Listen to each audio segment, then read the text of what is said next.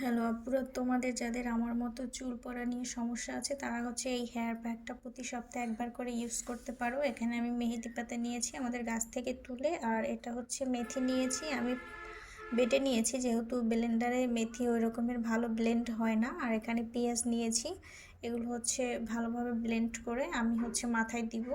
আর তোমরা যখনই এটা মাথায় ইউজ করবা তখন অবশ্যই মাথার চুলটা মানে রুক্ষ বলতে করবা না, তেল দিবা না।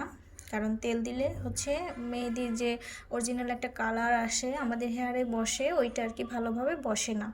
তো মেহেদি পাতার উপকারিতা তো আমরা সবাই জানি। আর মেথিতে চুলটা আমাদের অনেক সিল্কি করবে আর খুশকি মুক্ত করবে। আর পেঁয়াজটাও তো জানি, পেঁয়াজটা আমাদের হেয়ারের জন্য অনেক উপকারী।